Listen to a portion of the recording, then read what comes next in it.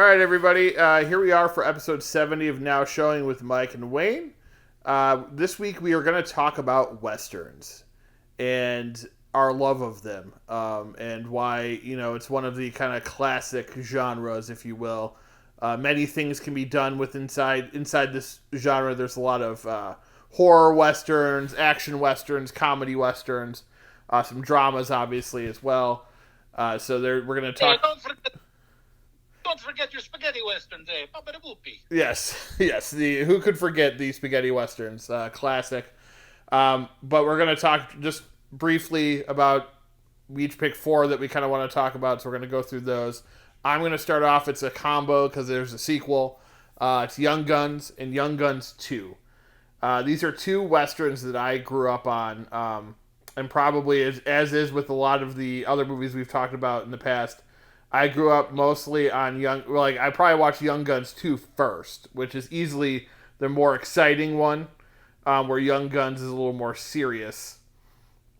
But it has a great 80s / early 90s cast to it.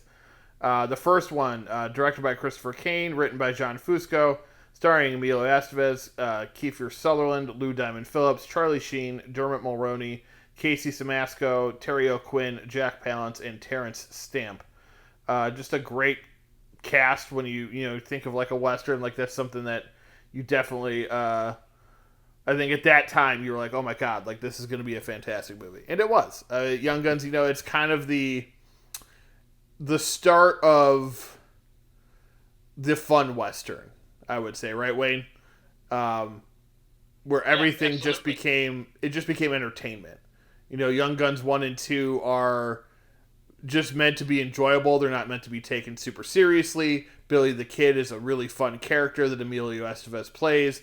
His whole gang and how they tie both movies together, because the fact that Billy the Kid is a real life person who was gunned down when he was younger. So they had to kind of like work this whole fictional story around him. Like, what if things change? Kind of like an alternate reality type of movie. And this is one of the first fun westerns, like, I don't want to say lighthearted, but stuff you could laugh at a little bit. It's like, yes. Like, so much like a dead serious, fight to stay alive type thing. I think it's a rough life out old cowpoke like me. Exactly, and for me it reminds me another one that I have on my long list of westerns, Silverado. That was another one that was really entertaining, and I think they both came out around the same time, so that was the new style that they were going for, and it works. And it works so much. It worked so well the first time that they went and they made a second one. So, Young Guns 1 follows Billy and his criminals as they kind of die one-on-one, as they're trying to complete their mission, and then Young Guns 2. We kind of figure out most of them have actually survived their wounds from the first movie. And then that leads up to what is supposed to be the final bout between him and Pat Garrett, played by the dude, William Peterson. And Pat Garrett in real life is the guy that killed Billy the Kid. In the first movie, it's played by Patrick Wayne, but in the second one, it's William Peterson. Because that's where that story kind of centers. Where you find out that Billy the Kid himself is the one telling the story of what happened to Billy the Kid. As a not so hidden Emilio Estevez is the old man in the beginning telling this story to, what's his name? From Billy Madison and West Wing. Of course, it doesn't have a... Seriously? Oh, there we go. Young Guns 2. I want to get his name because he's pretty... I think everybody will know who I'm talking about. Christian Slater also comes on for the sequel. So again, I've mentioned him a lot. If people know me, I'm a huge Christian Slater fan. So that was definitely a bonus for me. Viggo Mortensen also in Young Guns 2. That I don't recall. I'll have to watch it again. Bradley Whitford is who I was talking about. He's like a reporter doing an interview with an old man telling him about the Old West and Billy the Kid and Pat Garrett. But really, if you're an eagle-eyed fan, you can tell it's Emilio Estevez in old man makeup. The second one, so we kind of move on to the second one here. even more like of a rock star movie because it was really sold on its music, which Bon Jovi ended up having a huge song in, and then also it was nominated, I believe, for best song at the Oscars. Blaze of Glory, which did it win when let's see, released? Maybe it didn't win, but it was nominated. So, a little kind of history of that movie, and that one is a lot.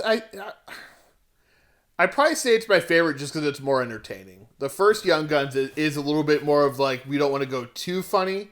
The second one they kind of lean into that a lot. There's a lot more quippy one-liners, and you get this really good relationship between Lou Diamond Phillips, Chavez character, and Kiefer Sutherland's character. They're kind of like best buds. So there's lots of cool stuff in that. There's been talks of them making another one. I don't know if that'll happen, but I will be there and ready to watch, even if it's a complete disaster. But yeah, so Young Guns 1 and 2, a high recommendation for me. They're not serious westerns, so don't think you're going to watch something like Unforgiven, which we are not going to talk about Unforgiven on this episode, but Unforgiven is a classic. It's not something like that. It's just a lot more fun and entertaining. All right, Wayne, what's your first one you want to get out there? All right. Well, if we're talking about westerns, we're going to talk about the Duke himself, John Wayne.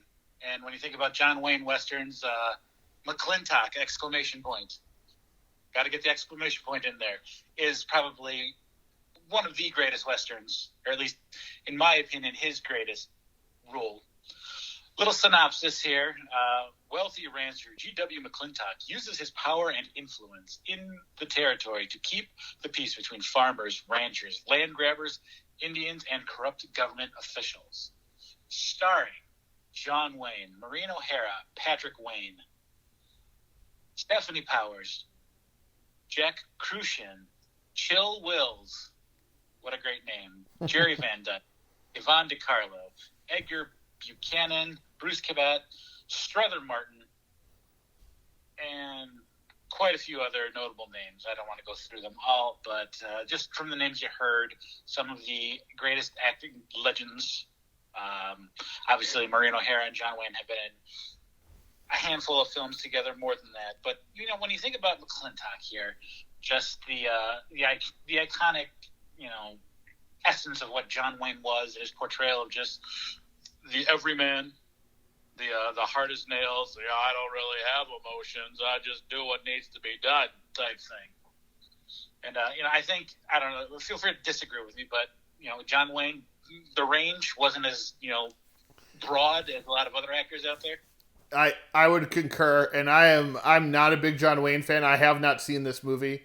I will probably watch it, though, based on your recommendation from picking it this week. I kind of need that, I guess, a list of like his best, because I don't really want to go through all of his movies because I'm not a huge fan, especially, and I get, times have changed, but hearing how the kind of person he was, I'm really not as big of a fan. But I do want to watch a lot of his movies because obviously when you think westerns, you think John Wayne, and I consider myself a big western fan. I know people are like, oh, well, if you haven't seen this and you're not, that's people gatekeeping the genre, which I don't appreciate. So, of course. But yeah,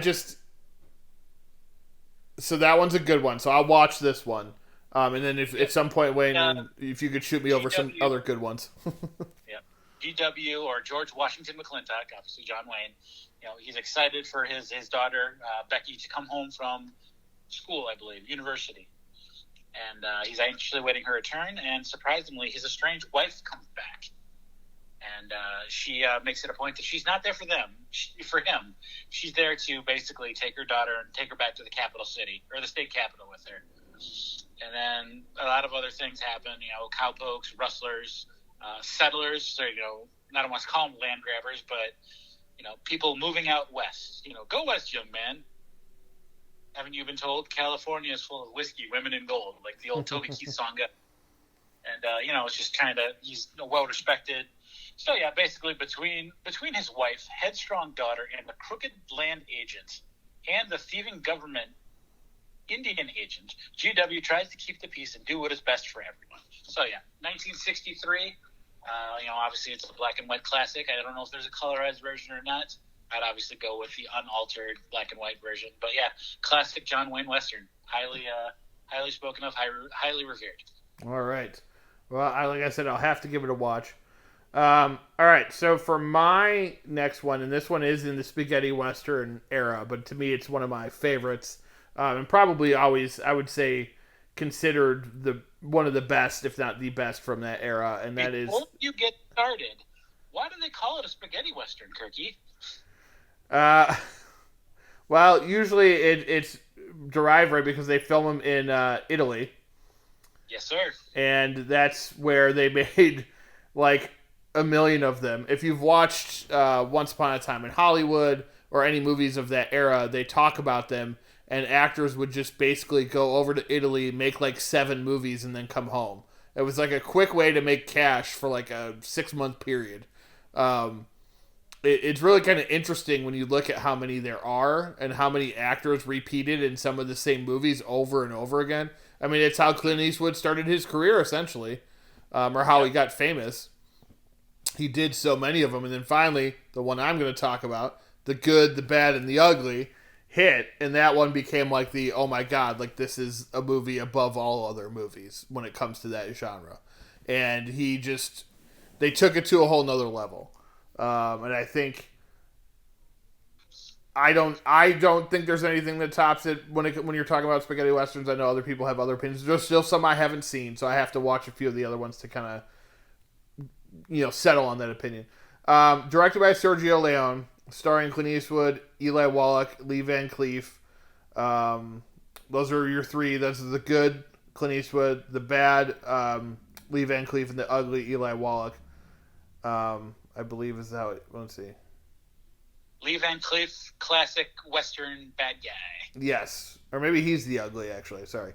Yeah, he was a great Western bad guy. He's also, we talked about Escape from New York. He's also one of the, not bad guys necessarily, but one of the anti-Snake Plissken fans in that movie. He's the one that sends him over there. So basically, Clint Eastwood, here we get to the plot real quick. In 1862, during the American Civil War, a mercenary known as Angel Eyes interrogates former Confederate soldier Stevens, whom Angel Eyes is contracted to kill, about Jackson, a fugitive who stole a cache of Confederate gold. Learning Jackson's new alias, Bill Carson, Angel Eyes kills Stevens and then his employer Baker so he can find the gold himself. Bandit Tuco Ramirez, unfortunately here played by Eli Wallach, who's great in the role, but he's not a Hispanic person. He is Jewish. I actually noticed too, he's also the Hispanic bad guy in The Magnificent Seven. So apparently this was something that he just kind of got pigeonholed in back in the 60s. Don't let that distract, though. The movie is fantastic. It just becomes this kind of mano-y-mano movie because it's three people all wanting their own thing. Clint Eastwood takes Eli Wallach's character and basically uses him to find Lee Van Cleef's main villain to have this final... I haven't seen it in a while, so my memory's a bit sketchy on it, but to have this final showdown, and where, of course, Clint Eastwood comes out victorious because this is part of the Man with No Name series. I believe this was the last one because there's fistful of dollars and for a few dollars more. That's what kind of, I think, sculpted into this film. They wanted to give him like this kind of opus. The music, I mean, the Good, the Bad, and the Ugly theme is something that you still hear today. It's used in other westerns as an homage to it. People try to copy it. So there's a lot that was taken from this movie that was put into modern day westerns that I think people don't always realize where it came from. And this movie is just so damn good. It's long. It's almost, I think it's like 3 hours, but it's well worth your time. I think it's been on Netflix lately, so it might still be on Netflix, or it could be back on HBO Max or whatever, but it's a fantastic flick. If you haven't seen it because you don't like old spaghetti westerns, I really recommend it. It's really freaking good. Is this the film where Clint Eastwood's got the metal plate on his chest? You know what? I'm gonna have to say I don't remember that. It might be. I know it's I was going to bring up the fact that it's a classic when other movies like spoof it, like in Back to the Future 3. Yes, yeah. But, again, It might be the one. Yeah, it might be the one. Again, it's been a long time since I've seen it, so I can't say for certain. But yeah, it's such a really great flick. So I mean, if you, again, like I already said, if you haven't seen it, you got to check it out. Especially if you're an Eastwood fan. Don't watch Cry Macho. Watch Good, Bad, and the Ugly. All right, Wayne, on to your next one. All right, we are going to stick with the Clint Eastwood genre or motif, if you will. We're going to fast forward to 1976 with the outlaw Josie Wales. Missouri farmer Josie Wales joins a Confederate guerrilla unit and winds up on the run from the Union soldiers who murdered his family. Very interesting take because it kind of takes the Confederacy and, I don't want to say makes them the good guys, but obviously the Union soldiers from the North are, the ones that are after our main character and trying to hunt them down for killing his family. Obviously stars Clint Eastwood as Josie Wales, Sandra Locke, Chief Dan George, Bill McKinney, John Vernon, Paula Truman, Sam Bottoms, Geraldine Keams, and again, the list goes on and on and on, but those are the main headliners there. So, what always sticks out in this movie is just it's the chase for me. They're on the run constantly. They're going to be caught at every turn. They've got to watch their back. Obviously, Josie Wales is teamed up with a number of questionable characters. The young man, I believe it is Jamie, played by Sam Bottoms, is a hothead as well, and just trying to keep him in check. And it's very tense, and it's a very dirty and gritty. It really encapsulates everything that a Western is. Again, only taking place, during the Civil War, obviously. So you get a little bit of history in there, in a sense that of the time period. So kind of shying away from the Western, if you will, but very much has all the Western qualities, if you will. Yeah, for sure. I did just watch this one too. I really liked it. I thought it was really well done. Clint Eastwood gives a really nice performance in it. I did like to John Vernon, who plays Fletcher, who is the guy that he's kind of teams up with after they kill his family or kill his was that his entire family? They killed his son and took his wife, right? He then teams up with John Vernon to go find all the bad guys, but then there's the thing where Vernon has to betray Fletcher, has to betray them, and then Fletcher becomes the man that's helping hunt down Josie Wales. So there's that dynamic. I really liked him in that movie. I thought he did a really nice job. And Sandra Locke, who was with Clint Eastwood for quite some time, also in that movie as well. But yeah, it was it's a fun one. It's definitely different than some of the other ones that I've seen from him. This is a first time watch for me too. So, But yeah, so that's a good one. Anything else you want to say about that one, Wayne, before I move on? It's just a fantastic Clint Eastwood movie. So there are many Westerns, and it is one of the best in my opinion. Agreed. And I mean, we could do a whole episode about Clint Eastwood's. We could, and we may have to at some point because I know we're not going to touch on some of the other ones that people are going to be like, why didn't they talk about this one? Like I said, Unforgiven's probably one of my favorites, but yeah, it just so many. There's so many. You'll see when I read off my list just how many Western movies I enjoy. All right, so there's two movies called Posse. We're going to review one coming up, but this one, the one I'm going to talk about right now is from 1993. They are not similar. They're like the one from 93 is not a remake of the one from 75. They are different movies, just with the same name. So this Posse stars Mario Van Peebles. He also directed it. It has Stephen Baldwin, Big Daddy Kane, Charles Lane, Tiny Lister, Tone Loc, Blair Underwood, and Billy Zane, as well as, like I said, Van Peebles. Melvin Van Peebles, his father, is also in it. He kind of narrates it in the beginning. It is mainly about black cowboys, which is kind of the theme of one of the movies that we're going to be reviewing coming up here. So this one starts out. I'm not sure which. I think it's the Civil War. They're all. It's funny how they're all like around the Civil War. In 1898, Buffalo soldiers from the U.S. Army's 10th Cavalry Regiment, led by Jesse Lee. So no, it's the Spanish-American War in Cuba. That's what it is. Obviously, I should have known when it said 1898, but they were fighting Cuba in the beginning. I did try to watch this one. I just wasn't able to finish it. But this is one that I used to always watch when I was younger. It's definitely a B movie, but I love it. I love everything about it. It's gritty. It's bad at times too, but it's still a lot of fun. The performances are fantastic. Stephen Baldwin is really good in this. It's just he's the lone like white guy of the gang. So he has lots of good, just crazy one-liners and stuff. Big Daddy Kane is really kind of a badass in it. Tone Loc, that was when he really kind of started acting back in the day. So Mario Van Peebles plays Jesse Lee, and he leads these soldiers of his on. They're basically after the war. Kind of what happens in we see in heist movies.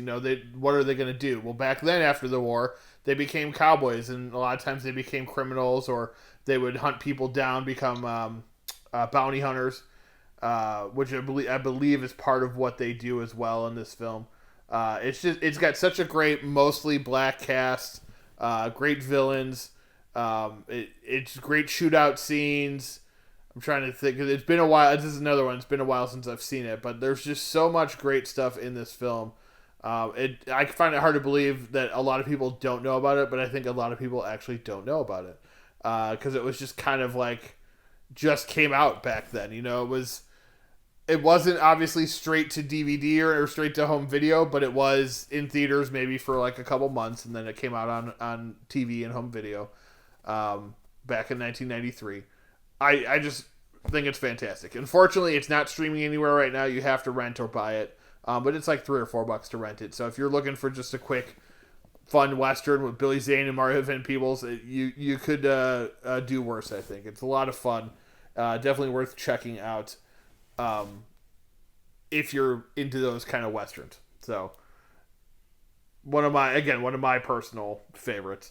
All right, Wayne, what's your next one? All right, we are fast forwarding to 2003. Open Range. Directed by Kevin Costner, writers are Lauren Payne, and she wrote the novel The Open Range Men, and Craig Stropper wrote the screenplay. Stars Kevin Costner, Robert Duvall, Diego Luna, Abraham Benrubi, Annette Bening, Michael Gambon, Michael Jeter, James Russo, Dean McDermott, Kim Coates, Sons of Anarchy tie-in. Much like The Godfather. So, let me break it down for you a little bit here. A former gunslinger is forced to take up arms once again when he and his cattle crew are threatened by a corrupt lawman. So, basically, Robert Duvall and Kevin Costner are rangemen. They work as a team, and they're herding cattle basically across the country. Where they come across where they've got their cattle set up and whatnot. They've got two hired hands, Moose as Abraham Benrubi and Diego Luna as Button. They're told that they need to move their cattle along. They can't keep them here because Michael Gambon as Denton Baxter is the corrupt lawman in this town. And basically he sent his guys out there to rustle up the cattle and whatnot. They end up killing Moose and severely injuring Button, Diego Luna's character. And Robert Duvall and Kevin Costner ain't going to stand for this. So they take Button into town where Annette Bening comes in as Sue Barlow. And she's the nurse to the doctor. Her brother is the doctor. And they end up getting Button patched up. And along the way, Kevin Costner's Charlie Wake falls in love with Annette Bening. And it's very interesting. A great, great movie. Great cinematics. Great soundtrack. They have this amazing standoff at the end where there's just guns blazing, everything's going on, and it's a very interesting take because it really shows the friendship and compassion and love that the two main characters, Robert Duvall and Kevin Costner have for each other. It's like, we've been riding for at least 10 years. I believe they call that a decade. So it's got everything in it. It's got a little love story in there. It's got obviously a lot of action, shoot 'em ups and whatnot.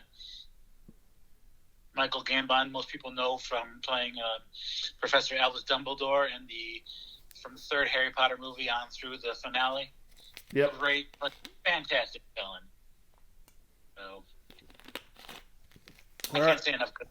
It's definitely one of my favorites to watch. Anytime I can catch it on TV or anywhere streaming, I'm gonna sit down and watch it. So. Yeah, that's another one, Wayne. I have actually yet to see that one. So I will have to. I got some movies to watch. It's good we're doing this and get some nice recommendations. Watch Range before you watch. Okay. In my opinion, and if I've heard me say that, he probably beat me. But yeah. Yeah, it's just one I've been meaning to, and I just haven't watched it. It's long. That's why I've kind of avoided it because it's hard to sometimes it's difficult to find the time to watch something that's so long. It goes fast. It's just like watching the Snyder cut of the Justice League. It goes a lot faster than the actual runtime. All right, so my last one before we get to our reviews, and then Wayne's got one more as well, is from one of my favorite directors, and that is Quentin Tarantino. It's Django Unchained. It stars Jamie Foxx, Academy Award winner, Christoph Waltz, who I say that only because he won for this movie, Leonardo DiCaprio, Kerry Washington, Samuel L. Jackson, Walton Goggins, Dennis Christopher, James Remar, Michael Parks, and Don Johnson. Also, Jonah Hill makes an appearance. So Django Unchained is about a bounty hunter played by Christoph Waltz who ends up purchasing Django from like a slave trade, and then they set all the other slaves free, and then him and Django basically go off bounty hunting, and Django is kind of learning the way of bounty hunting from Christoph Waltz's character, which is Dr. King Schultz. And it's one of those things like, he was a doctor, but then like bounties became a thing, and he realized that he can make a lot of money off of being a bounty hunter. There's this great scene early on in the movie where him and Jamie Foxx are sitting in a saloon, and the sheriff of the town comes up to interact with them, and they come out and they shoot him, and then they walk back inside and wait for the marshals to show up, and then they show the marshals that they have a warrant for his body, dead or alive, and that they're going to take him with him. And it's Christoph Waltz is very smooth talking, but there's a lot of tension with Jamie Foxx's character and it feels like it's almost an allegory of today, because the fact that like Jamie Foxx feels like, you could tell Django feels like he's going to be blamed for this because he's a black guy, and it's when slaves were still a thing is when this movie takes place. So he is more uneasy about everything that's happening. Mm-hmm. But it all does work out, because he has the right paperwork and stuff, and he ends up making Django a free man, and then Django stays on to be the bounty hunter with him on the one condition that they hunt down the person that has his wife, Brumhilde, who they were separated when they were put into slavery, or maybe they met when they were first slaves. I forget how they met, but maybe they were slaves together when they met, and then they were separated. And it's just this like explosive modern day revenge film told about the 1800s. It's got popular music. It's got actors everybody knows. It's got explosions and violence and blood and guts, and Leonardo DiCaprio giving a phenomenal villainy performance as Candy. He's amazing in this. You could tell, you get an actor like that, and he knows the role. He knows what he's supposed to be and how evil he's supposed to be, and he played it so well.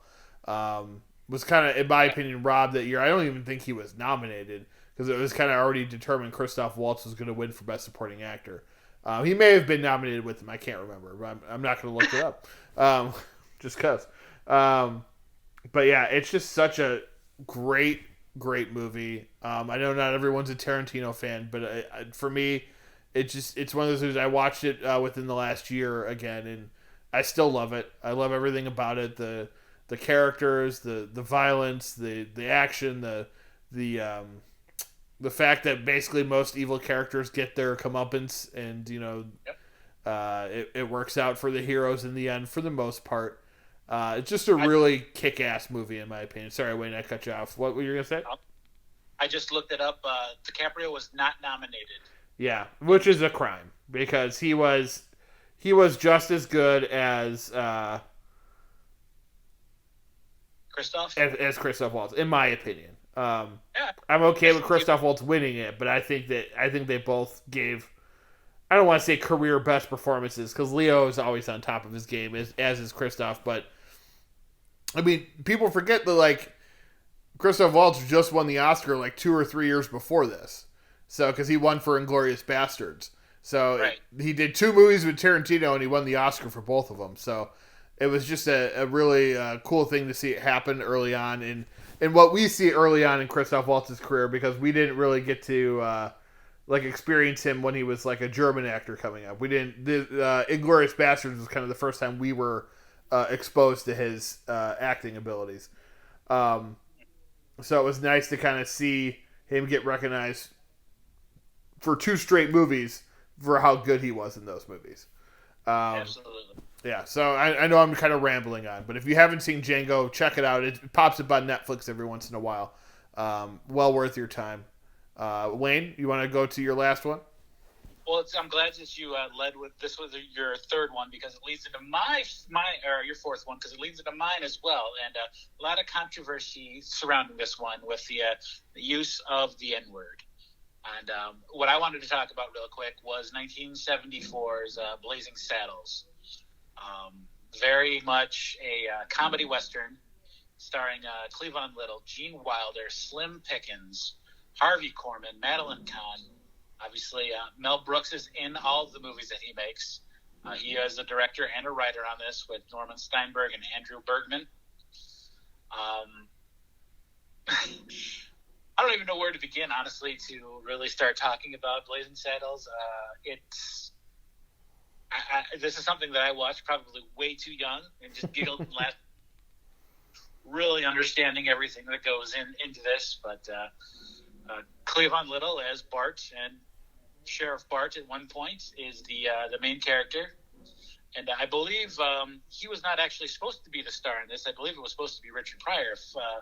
Yes, Richard Pryor wrote the movie with Mel Brooks.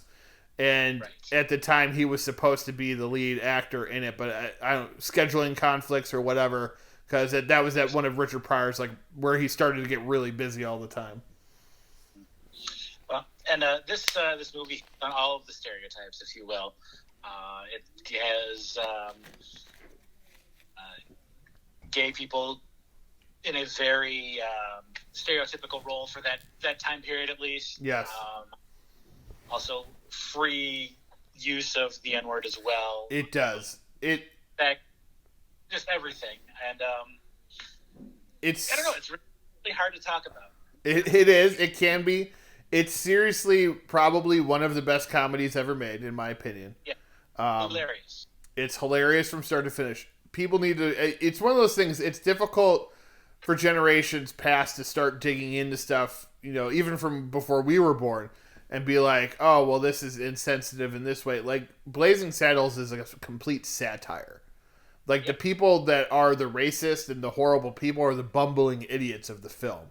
The anti-Semites, the homophobes. Those are the morons. Those are the bad guys. Those aren't the people you're supposed to be rooting for. When you laugh at them, you're laughing usually at something bad happening to them, or when Harvey Korman's character keeps hitting his head every time he sticks it out the window. Stuff like that. Silly stuff. So I think you just have to kind of know that stuff going in, and then you'll understand what you're watching. It's never meant to offend people. I always hate the saying oh, it can never be made today. I'm it can if it's made smartly. The problem is people don't understand how intelligent Mel Brooks was, or is, rather. He's still alive. And to do a satire like that, or like Spaceballs or Dracula Dead and Loving It, you have to have a brain, and like he understood how to talk to people. He did it because it was controversial, but he's a supporter. He wasn't doing it because like he wanted to piss people off. He did it because he wanted to put it in people's faces and be like, this is what we're fighting against. This is what is going on in society right now. And he kind of holding up a mirror to society, really, but through a Western, which is interesting. Yeah. It just tells you how little had changed in that amount of time, right? So it makes me think of Gene Wilder's monologue when he's talking to Sheriff Barge about. Oh my God! One of my favorite scenes. Berated. He's like, "You got to understand, these are small town folks, salt of the earth. You know, morons." Yes, morons. Yes, like, he says it. I mean, they tell you exactly what they're talking about, right? Yeah. So like you hit it the nail on the head perfectly. All the racists and the bigots and all that stuff. They're the bad guys. They're the ones that are getting made fun of. Being shown, hey, look at this. They're stupid. But doing it in a way is just comedic genius, if you will. Yes. Well, and that's just it too with the character Cleavon Little plays. Like he is. One of my favorite lines is like, "You are so smart, and they are so dumb." Baby, you are so talented. Yeah, so talented. That's it. You are so talented, and they are so dumb. Also, my favorite line is. It comes from Gene Wilder's character, though, is I was walking down the street, and I hear, "Reach for the sky, mister!" I turn around, pull my guns out. There's a little kid pointing his gun right at me. Threw my guns down, walked away. Little bastard shot me in the ass. Crawled inside of a whiskey bottle ever since. One of my favorite scenes in any movie. I love that scene. It is amazing. I don't know if I said it correctly, but it's a fantastic scene. It's basically those two characters getting to know each other. And these two also, and this is an incentive, just the, oh, hey there. He's like, "Are we awake? It depends. Are we black? Yes. Then we are awake." But we are very confused. Oh God, there's so many. The horse being hung. Oh God, the horse stuff, yeah. Well, and Mongo beating the horse, or punching the horse. Dom DeLuise and his whole, where as the gay chorus leader, if you will, and all the pips, give him a push. There is a lot of stuff in this movie, but it's not supposed to be taken seriously. All of it is basically satire. So if you kind of put off watching Blazing Saddles because you heard things or whatever, definitely check it out. It is well worth your time. All right, let's get into our next. Here, actually, no, take that back. I'm going to read off the list of all the westerns that I like, and then we'll get into our next segment. And I'm going to read it kind of like rapid fire. Unforgiven, The Assassination of Jesse James by the Coward Robert Ford, Silverado, Lonesome Dove, Appaloosa, The Wild Bunch. I love that movie. Rosewood, The Hateful Eight, The Proposition is one of my favorites. I did not talk about it today. It's with Guy Pearce from 2005. Watch that movie. It's really good. Hostiles, The Outlaw Josie Wales, which we just talked about. True Grit from the Coen Brothers. I haven't seen the original, so I can't say on that one. Maverick, The Newton Boys, The Magnificent Seven, Bone Tomahawk. It's a great horror western, Bone Tomahawk, with Kurt Russell. Really good. Tombstone, another great one with Kurt Russell. Also one of my favorites. We didn't talk about it. Love Tombstone. The Quick and the Dead, 3:10 to Yuma, the remake. I haven't seen the original. Dances with Wolves, The Ballad of Buster Scruggs, The Revenant, The Homesman, Blazing Saddles, which you just talked about, Butch Cassidy and the Sundance Kid. Modern westerns, which to me is a western story but told through like police or detectives or something more different that's not a classic western. Hell or High Water, Yellowstone, which is a TV show, Wind River, No Country for Old Men, Copland, The Three Burials of Melquiades Estrada, Logan, the last Wolverine movie, Brokeback Mountain, Desperado, Once Upon a Time in Mexico, El Mariachi, that's a trilogy, The Devil's Rejects, Three from Hell, those are sequels of movies. Those are another horror. Those are Rob Zombie horror films that are basically westerns. Get the Gringo, The Last Stand, Lawless, and The Rundown. Wayne, what were you saying? Don't forget Back to the Future 3. Back to the Future Part 3, of course, falls in there as well. There's just so many. When I look up modern westerns, it'll be like, oh, Django and Bone Tomahawk, and I'm like, no, I mean, when I look it up, I'm looking for movies that are like Copland, like it's a western, but it's a cop movie, based in modern time. So that's kind of that's what that list was. Like Hell or High Water is like a western, but it takes place. I don't think it's in like super like current time, but it took place in like the 80s or 90s or something like that. So that's what I mean when I say modern westerns. Yeah. 50 ways to build West. Yes, exactly. So that is that list, and we're going to move on to our next segment, which is our reviews of the week. All right, we got 3 for you this week. We're going to start off with the big one here, The Harder They Fall, which is directed by James Samuel. And it stars Jonathan Majors, Idris Elba, Zazie Beetz, Regina King, Delroy Lindo, Lakeith Stanfield, R.J. Seiler, Danielle Deadweiler, Eddie Gathegi, and Deon Cole. It is an entire black cast. Obviously, there are some white actors that work in there occasionally. It was released on November 3rd on Netflix. It was, let's see, I think it was written by Samuel Boziakin, also worked on the screenplay with James Samuel. It's a Western that starts off with a character killing a mother and father and then putting a cross on a young boy's, like carving a cross into a young boy's head. And then we meet that young boy as a man, played by Jonathan Majors, who, can I just say, Wayne, this is not, even if you didn't like the movie, Jonathan Majors is going to be a star. This guy is charismatic as fuck. He's really talented. This is probably the 3rd or 4th thing I've seen him in. He's in the MCU now too.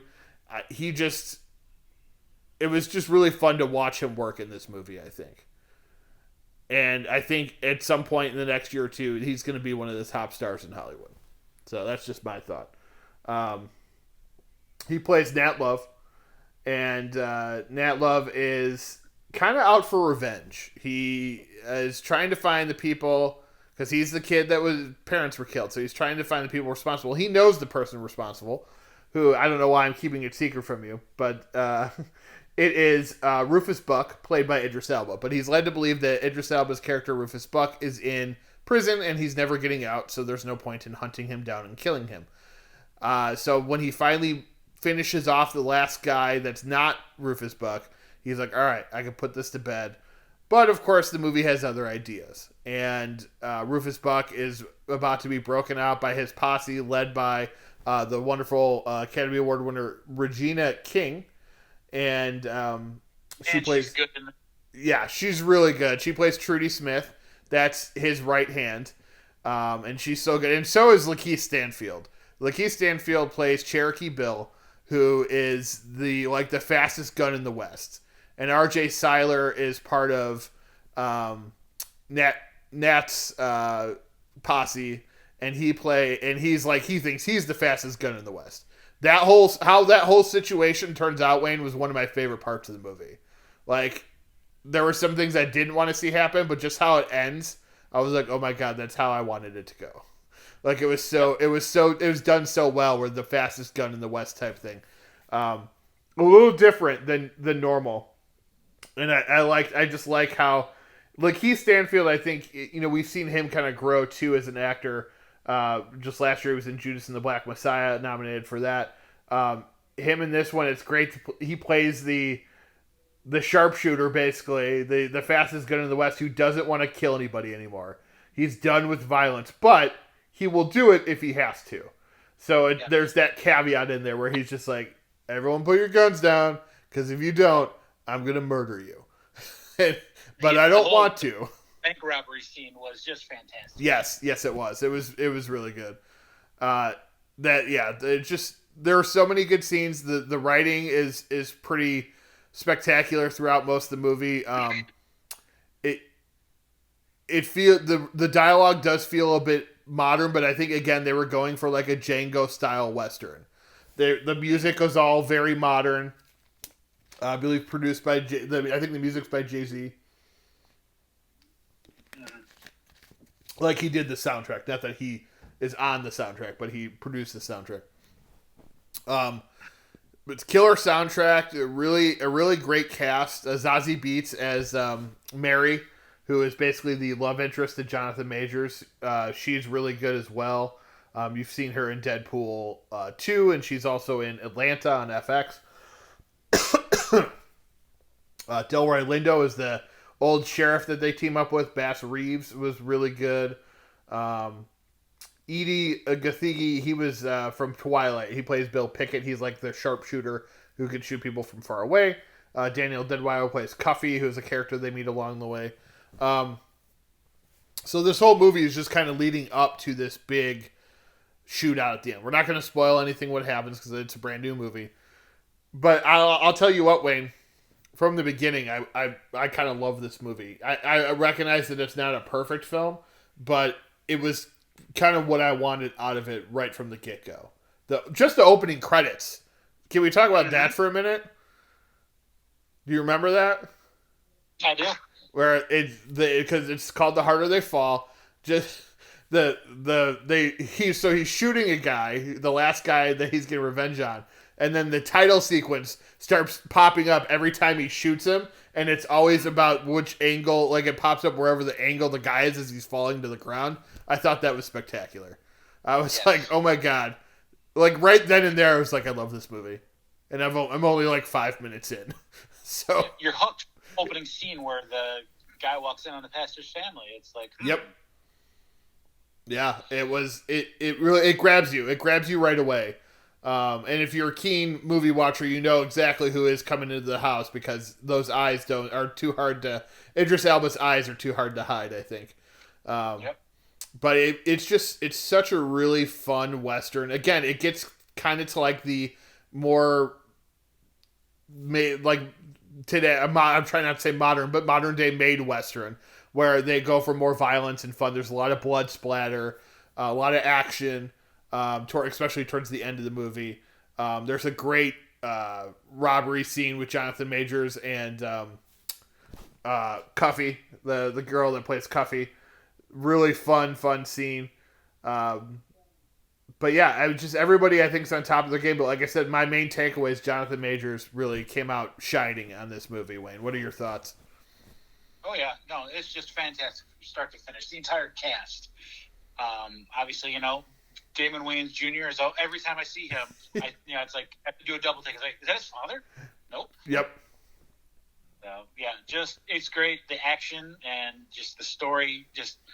I found it not hard to follow, but I needed to really pay attention to what was going on because there are a lot of twists and turns to it, if you will.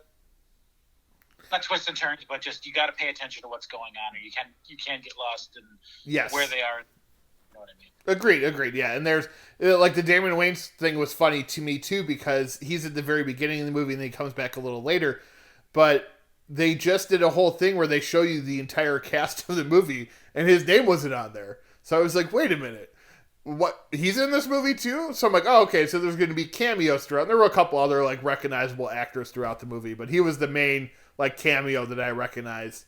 And you see him early on too, so you're like, oh, that's Damon Wayans Jr. But you're totally like, I just saw all the characters listed off and he wasn't there. So that was cool to see him in there.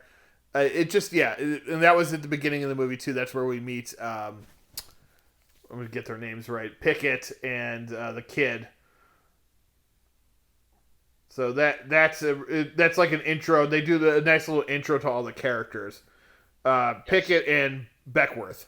So those are the two like people that are left from his gang because most of the gang had dispersed by the time Nat finally killed what he thought was the final guy, until he has to go after Idris. And there's a twist at the end too. I don't want to spoil that. That was pretty good too. I really like that part of the movie. So we're gonna start this new thing too, Wayne, where we rate the movie out of 10 because we haven't really been doing that. I'll let you go first. What would you give this out of 10? 8.5. 8.5. I was gonna say a solid 8 to 9. So we'll go with 8.5 for both of us because it's really good. It's such a good time, and that's the thing. Movies are supposed to be entertaining to a certain extent, And all movies are different, entertaining. You know, some movies make you think more. Some movies are just about action and violence, and this is one about action and violence. And it's really, really fun one about action and violence. So if you're looking for something fun to watch, and you got, it is long. It's like 2 hours and 19 minutes. You got the time to watch it. Check it out. Pull up Netflix. As you can tell, we both liked it a lot. So the next one is another Netflix movie, and this one we kind of like. We're going to end on a Western, everybody, just so if you're wondering. But we're going to talk about this one first because it's a newer one. Army of Thieves, directed by Matthias Schweighöfer, who also stars. It is produced by Zack Snyder because it is a prequel to Army of the Dead. And if you haven't seen Army of the Dead, then you may not be interested in this movie, but that was the main reason I wanted to review it, because we already reviewed Army of the Dead. This one stars Matthias Schweighöfer as Ludwig Dieter, or in this movie we know him at first as Sebastian Schlecht Wohlnart. That's his original name in this film. Yes. Natalie Emmanuel plays Gwendolyn Starr, Rubio Fee plays Karina Dominguez, Stuart Martin is Brad Cage or Alexis Borschini, Gus Kahn as Rolf. That's pretty much the main cast right there. So we find, again, it's a prequel. So before the Army of the Dead's about a zombie outbreak, so it's kind of happening at the beginning of the movie. You're starting to hear news about a zombie outbreak. But Dieter is making YouTube videos on how to break into safes. He's never actually done it, which is what we find out in this prequel. This is kind of the beginning of his safe cracking days. But he's learned how to do it. He's just never put what he's learned into action. There are some funny moments, kind of like probably wouldn't be real moments in someone's real life, but like Wayne, where he had like the safe at his house when he was like 11 and he was practicing on breaking into it. Very interesting backstory for the character, I'd say. So he then gets caught into like someone notices his YouTube videos. That is Natalie Emmanuel from the Fast and the Furious movies. And she brings him to this competition, or gets him into this competition. Yes, the one person that watched his video and commented on. Yes, exactly. Natalie Emmanuel, you also know from Game of Thrones as Miss Sandy. That too. That show. People may have heard of that. I figured Fast and Furious, it was more popular. It ruined its entire run in the last season. Yeah. Yes. I didn't want to remind people. So go ahead. Never forget, you can ruin an entire series with one bad season. Yes, you can. So he then competes in this competition, which he knows nothing about, doesn't even know it's a competition until he's like in the middle of it. And he ends up winning, and he ends up being she picks him to be their go-to safecracker. And he gets to put all his training and stuff. There's these 4 safes made by this German guy who created all these safes that are supposed to be impossible and impenetrable to get into. And he thinks he can break into all of them. And that's their goal. He's not in it for the money. He's in it for like the history of it, for to be like the one person who did it. Yes. And each of the safes has a story behind it. It's based off of something, some kind of historical or literary story of some kind. Yes, yes. And I'm going to tell you, I enjoyed this movie so much more than Army of Thieves. I really, really enjoyed this whole thing. So. Sorry, you like this one more than Army of the Dead? You said Army of Thieves. Army of Dead, yeah, sorry. I loved Army of Thieves more than Army of the Dead. Okay, and I was going to say I did like it more too. At first I wasn't sure, but they did, you know what? They fleshed out this character enough that I was like, oh, okay. Like, I get why people like him now. Because, like, in the first movie, I didn't really, because everyone's like, oh, one of the best characters, and you don't know what's going to happen to him. Spoiler alert, he might still actually be alive and be in the sequel. But,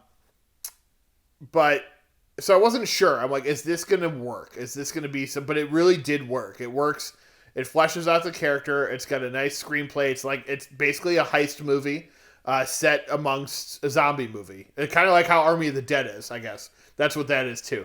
But this is like a pre-heist movie set before a zombie apocalypse. I don't know. So I guess they're basically the same plot now that I'm thinking about it. But this one does it a lot better. They reference the events of what's happening in Las Vegas. Yes. So yeah, there's definitely some zombie action going, and then he's got the dreams or the nightmares, if you will. Yes, I will say yes. There are a couple zombie moments, but don't be like, oh, it's a prequel to a zombie movie. This is not a zombie movie.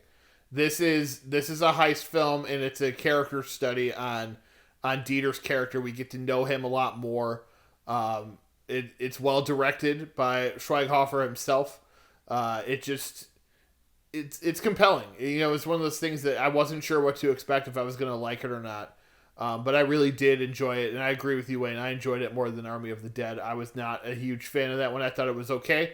I think when we reviewed it, we were a little bit more favorable. But as time goes on with these things, with movies in general, you let things sink in a little more, and you're like, you know what? I really didn't care for that much. There were elements of Army of the Dead I did like, but for the overall, it just wasn't as good. This I felt like was, because the story was more confined, it worked a lot better.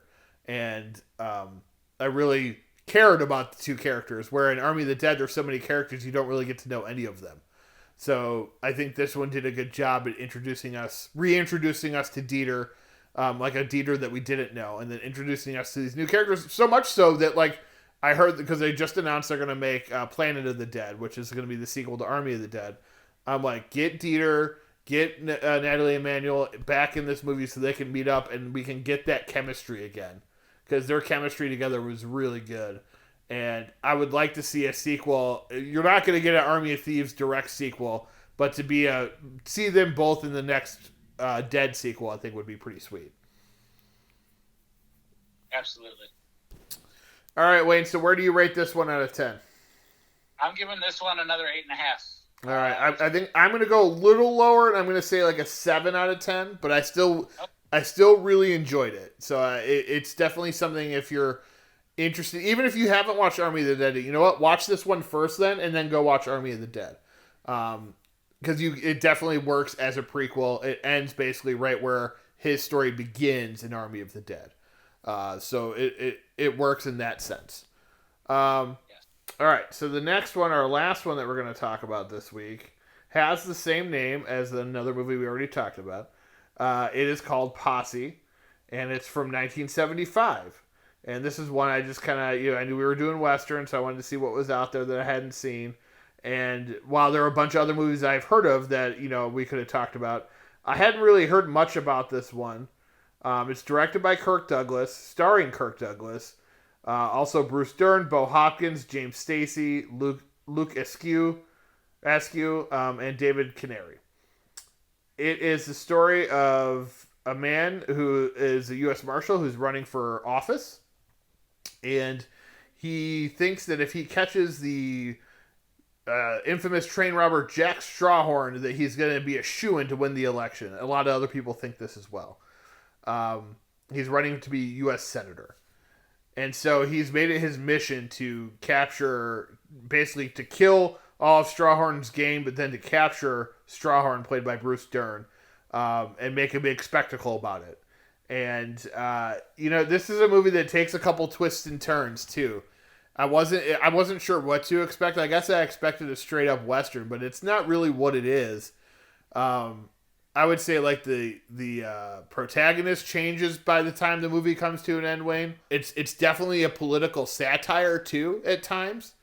Because it deals a lot with, like, the cutthroat business of politics. It definitely fits into the landscape of what's going on in today's political realm. So it does. And that was all accidental or incidental, whatever.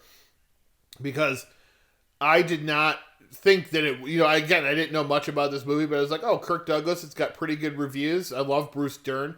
Been a fan of his ever since The Burbs. But this movie, I really kind of liked it. It subverts things a lot because you get the villain who, in this one, a lot of I want to say, like, in, like, a lot of the, like, 70s, 80s, and 90s Westerns, we're rooting for the villains, right? Those are, like, our heroes. But in the 50s and 60s, I feel like a lot of the Westerns and even the 40s, the villains were the villains. You know, you rooted for the good guys. John Wayne was usually always a good guy. So what Kirk Douglas did, because he grew up in that time, came up in the Hollywood in that time, he took that type of Western, but then flipped it around. So I can't pinpoint, like, if this is where, like, the first time that we rooted for the bad guy or what, but, like, Kirk Douglas really is the villain of this movie. He doesn't care who he hurts, who gets in his way.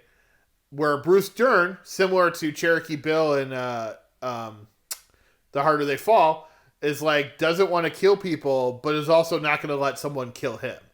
Like, early when he's breaking out of the prison, when the sheriff comes upon him, or when he's leaving that town, and the sheriff is like, because he comes to town, he kills that guy, and then the sheriff is like, hey, you better stop. And he's like, hey, man, I could kill you, or you could just put your gun down and walk away. Well, of course, the sheriff, being, oh, I'm a man, I'm going to do it, doesn't put his gun down. And so he kills him. So it kind of gives you that whole sense of, like, he's not as bad as you think he is. He's still a bad guy, but he's not the criminal they make him out to be. And I think it makes Bruce Dern a much more likable character than Kirk Douglas's character, who by the end of the movie is, like, screaming at the locals to, like, you guys better help me or what, or, what are all those things I've done for you and stuff like that. And very,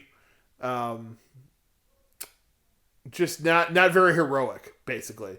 And that's who they wanted to be their senator or whatever. So I think this one, it was really interesting to me to see a movie from this time that's a Western, that's a political satire. You got a lot of political satires from the 70s and stuff, obviously, like after Watergate and the 60s and all that shit. So it wasn't uncommon, but it was interesting to me to see it, like, disguised as a Western. So what are your thoughts on this version, on this Posse, Wayne? It was interesting. I think that, like you said, it's unique to see something with this type of storyline or what the message that it's trying to deliver, and I give it credit for that. I don't know. I didn't love it, but okay. I saw it, and I respect the filmmakers for trying it. That could make sense. And I don't know if it's just because of the political landscape that everybody's trying to make everything one side or the other, that it just rubs me the wrong way. But yeah, I gotcha. Didn't hit the mark for me. Cool. All right, so what would you rate it then?